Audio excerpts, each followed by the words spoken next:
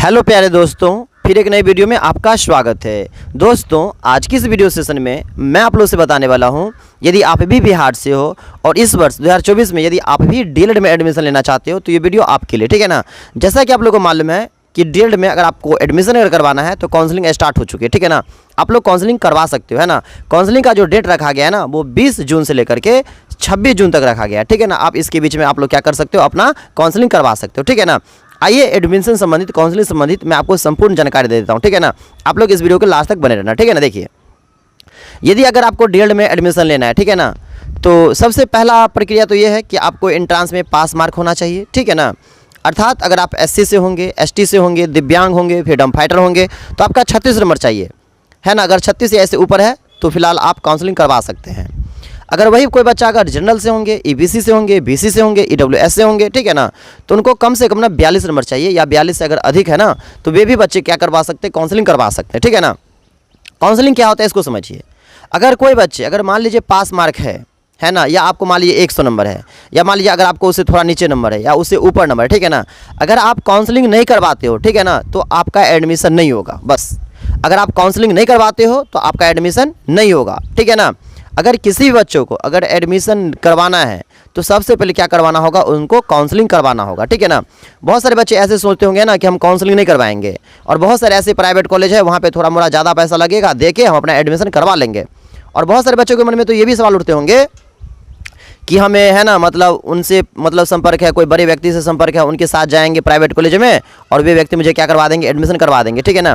तो आप लोग इस भ्रम में मत रहिएगा, ऐसा कुछ भी नहीं होता है। जब तक आप काउंसलिंग नहीं करवाइएगा, है ना, आपका कोई भी कॉलेज नहीं मिलेगा, प्राइवेट या सरकारी आपको कोई सा भी कॉलेज नहीं मिलेगा, ठीक है ना। यहाँ पे संपर्क वाली कोई बात नहीं होती, ठीक है ना। सबसे पहले आपके पास मतलब पास मार्क होना चाहिए एंट्रांस एग्जाम में, और आप काउंसलिंग करवाइएगा, उसके बाद ही आपको कोई सा कॉलेज मिलेगा, है ना। बिना काउंसलिंग का आपको कोई सा भी कॉलेज नहीं मिलेगा। और बहुत सारे बच्चे ये सोचते होंगे कि हम कॉलेज में जाएंगे जब मतलब फर्स्ट मेरिट लिस्ट के आधार पे, सेकंड मेरिट लिस्ट के आधार पे या थर्ड मेरिट लिस्ट के आधार पे एडमिशन जब बंद हो जाता है और लास्ट में कुछ ऐसे कॉलेज बचते हैं ना जिसमें मतलब कुछ सीट खाली रहते हैं, वहाँ पे जो सबसे पहले जाएगा वो सबसे पाएगा, ठीक है ना। तो ऐसा कुछ भी नहीं होता है। आप स्पोर्ट राउंड में तभी आप भाग ले सकते हैं ना जब आप काउंसलिंग करवाए रहेंगे, और किसी कारणवश आपका फर्स्ट मेरिट लिस्ट में, सेकेंड मेरिट लिस्ट में या थर्ड मेरिट लिस्ट में नाम नहीं आएगा, वे बच्चे स्पोर्ट राउंड में एडमिशन ले सकते हैं। और जो बच्चे काउंसलिंग करवाएंगे ही नहीं, उनको स्पोर्ट राउंड में ना कोई भी मौका नहीं दिया जाएगा, ठीक है ना। हाँ, और उन बच्चों को भी मौका नहीं मिलेगा, जैसे मान लीजिए आपने काउंसलिंग करवा लिया थोड़ा देर के लिए, और मान लीजिए आपको कोई कॉलेज में नाम आ गया था, अगर आपने वहाँ पे नाम नहीं लिखवाया, ठीक है ना, तो आपको स्पोर्ट राउंड्स में ना आपको एडमिशन नहीं होगा, ठीक है ना। स्पोर्ट राउंड सिर्फ उन बच्चों के लिए है जो काउंसलिंग करवाते हैं, ठीक है ना, और उसको किसी भी कारणवश किसी भी कॉलेज में उनका नाम नहीं आता है, उन बच्चों को स्पोर्ट राउंड्स के माध्यम से ना एडमिशन मिल सकता है, बाकी बच्चों को नहीं मिल सकता है। यहाँ तक क्लियर हो गया। अब चलिए हम लोग बात करते हैं काउंसलिंग कैसे किया जाता है, ठीक है ना। तो ऐसे समझिए, अगर आपको काउंसलिंग करवाना है तो सबसे पहली बात यह है कि आपका पास मार्क होना चाहिए। पास मार्क की हम लोग बात करें, जैसे अगर कोई बच्चा एससी से होंगे, एसटी से होंगे, दिव्यांग होंगे, फ्रीडम फाइटर होंगे, ठीक है ना, तो उनको कम से कम 36 या उससे ऊपर नंबर चाहिए, तो वे बच्चे काउंसलिंग करवा सकते हैं। अगर वही कोई बच्चे अगर जनरल वाले होंगे, बीसी वाले होंगे, ईबीसी वाले होंगे, ईडब्ल्यूएस वाले होंगे, ये सब होंगे ना, तो उनको कम से कम 42 या उससे ऊपर नंबर चाहिए। अगर 42 नंबर कम से कम है तो आप भी काउंसलिंग करवा सकते हैं।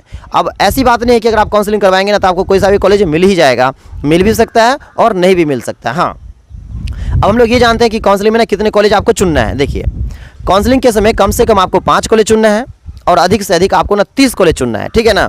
हाँ, और जो आप सबसे ऊपर कॉलेज चुनेंगे, आप जो जैसे मान लीजिए 1 नंबर में जो कॉलेज चुनेंगे ना, अगर आपका अच्छा खासा अगर नंबर रहेगा, जैसे मान लीजिए अगर आपका 80 नंबर है, ठीक है ना, और आपने जो कॉलेज चुना है 1 नंबर में, अगर मान लीजिए उस कॉलेज का कट ऑफ मान लीजिए 78 नंबर ही गया, अगर आपको मान लीजिए 80 नंबर है तो आपको पहला ही कॉलेज मिल जाएगा। और मान लीजिए आपके पास मान लीजिए 70 नंबर है और आपने जो कॉलेज पहला में चुना है उस कॉलेज का कट ऑफ मान लीजिए 80 नंबर चला गया, तो वो आपको वो कॉलेज नहीं मिलेगा। अगर आपको 70 नंबर है ना, तो 70 नंबर पे आप जितने भी 30 कॉलेज चुनेंगे, उस 30 कॉलेज में ऐसा कौन सा कॉलेज है जिसका 70 नंबर कट ऑफ गया, है ना, जिसका ऊपर वाले कॉलेज से ना, ऊपर से अगर हम लोग बात करें, ऊपर से जिस कॉलेज का 70 नंबर कट ऑफ गया होगा सबसे ऊपर से, आपको वो कॉलेज मिलेंगे, ठीक है ना। चलिए, अब बहुत सारे बच्चे बोलेंगे कि सर वो कॉलेज में मुझे एडमिशन नहीं करवाना है क्योंकि वे कॉलेज प्राइवेट है, या वहाँ पे ज़्यादा पैसा लेता है, या बहुत सारे बातें हैं, वे कॉलेज मुझे पसंद नहीं है। तो मैं आपको बता दूं, वे कॉलेज आपको पसंद हो या ना हो, प्राइवेट हो है ना, या ज़्यादा पैसा लेता हो, उससे कोई मतलब नहीं है। आपको जिस कॉलेज में आपका नामांकन आ जाएगा, मेरिट लिस्ट में नाम आ जाएगा, है ना, आपको वहाँ पे जाके एडमिशन करवाना होगा। अगर जो बच्चा एडमिशन वहाँ पे नहीं करवाएगा, है ना, तो उनका आगे किसी भी कॉलेज में नामांकन नहीं होगा। तो आपको सबसे पहले क्या करना है, उस कॉलेज में जाके एडमिशन करवा लेना है, ठीक है। और उसके बाद क्या करना है, आपको स्लाइड अप कर देना है, ठीक है ना। स्लाइड अप का मतलब होता है पहले आपको जो मेरिट लिस्ट में जो कॉलेज में नाम आता है, आप वहाँ पे जाके पहले आप एडमिशन करवा लीजिए, ठीक है। अगर आप वहाँ पे जाके एडमिशन करवा लेते हैं तो आपको पूरा पैसा देने की जरूरत नहीं है। जो बच्चा स्लाइड अप करेगा, जिसको कॉलेज पसंद नहीं है, वे सिर्फ उस कॉलेज में 3000 रुपया जमा करेगा, ठीक है ना। और 3000 रुपया जमा करने के बाद वे बच्चे क्या करेंगे, स्लाइड अप कर लेंगे। और अगर आप स्लाइड अप करते हैं ना, तो आपको जो उससे ऊपर वाला कॉलेज होगा वे कॉलेज मिल सकता है, ठीक है ना। जैसे मान लीजिए आपका 70 नंबर है, ठीक है ना, और 70 नंबर में मान लीजिए आपका प्राइवेट कॉलेज मिला, ठीक है ना। अगर मान लीजिए कोई ऐसा कॉलेज था जिसका 71 या 72 नंबर पर अगर सरकारी कॉलेज मिल रहा था, ठीक है ना, और आपने ऐसा कॉलेज कोई चुना है, तो स्लाइड अप करने से फिर आपको सरकारी कॉलेज मिल जाएगा। और मान लीजिए आपके पास 10-12 नंबर का हेरा फेरी है ना, अगर आप स्लाइड अप करबो करिएगा ना, तो भी आपको सरकारी कॉलेज नहीं मिलेगा। आपका जो कॉलेज मिला उससे ऊपर वाला कॉलेज आपको मिल सकता है स्लाइड अप करने से, ना कि सरकारी ही कॉलेज मिल जाएगा। हाँ, और जिन बच्चों का अच्छा खासा नंबर रहेगा, 1 नंबर 2 नंबर से अगर वो सरकारी कॉलेज अगर छूट जाता है, अगर आप स्लाइड अप करते हो ना, अगर उस कॉलेज का सेकेंड बार में क्या होगा, अगर कट ऑफ अगर 1-2 नंबर कम जाएगा तो फिर आपको सरकारी कॉलेज मिल जाएगा। तो आपको समझ में आ गया होगा। पहले आप काउंसलिंग करवा लीजिएगा और मेरिट लिस्ट में नाम आएगा तो आपको वहाँ पे जाके एडमिशन करवा लेना होगा, ठीक है ना। अगर पसंद है तो आप फुल पेमेंट आप जमा कर दीजिएगा, ठीक है ना। वही अगर सरकारी कॉलेज की हम लोग बात करें तो जो बच्चा SC ST दिव्यांग फ्रीडम फाइटर होते हैं ना, उनके 7000 से 7500 रुपया सिर्फ शुल्क लिया जाता है फर्स्ट ईयर के। सरकारी कॉलेज का मैं बता रहा हूँ, सरकारी कॉलेज की मैं बात बता रहा हूँ, पूरे बिहार की बात बता रहा हूँ। कोई भी सरकारी कॉलेज में चले जाओगे ना तो 7000 से 7500 रुपया लिया जाता है फर्स्ट ईयर में। कौन बच्चे के लिए? SC ST दिव्यांग, है ना, फ्रीडम फाइटर के लिए। अगर वही कोई बच्चा अगर जनरल वाला होगा, BC वाला होगा, EBC वाला होगा, EWS वाला होगा, है ना, तो इन लोगों का समथिंग 11,500 रुपये लिया जाता है फर्स्ट ईयर का। तो आप वहाँ पे जाके 11,500 रुपया 7,500 रुपया देके समथिंग अपना एडमिशन करवा लीजिएगा।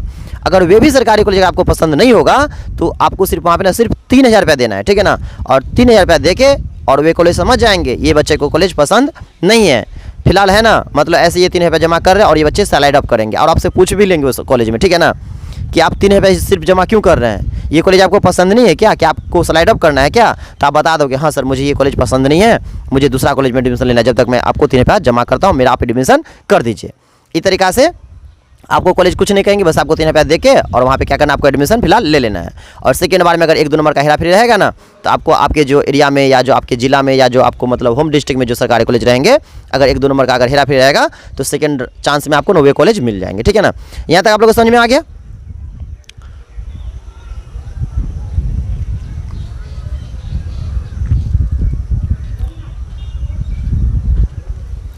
हाँ, और चलिए दोस्तों, मैं अब आपको बता देता हूँ कि आपको काउंसलिंग करवाना चाहिए कि नहीं करवाना चाहिए, ठीक है ना। सपोज जैसे मान लीजिए किसी बच्चा का 45-50 नंबर, ठीक है ना, और ये बच्चा चाहता है कि मुझे सरकारी कॉलेज मिले, है ना, मैं प्राइवेट कॉलेज में नाम नहीं लिखाना चाहता हूँ। तो अगर मान लीजिए आपका सिर्फ 45-50 नंबर है ना, तो किसी भी कीमत में ना आपको सरकारी कॉलेज मिलने वाला नहीं है।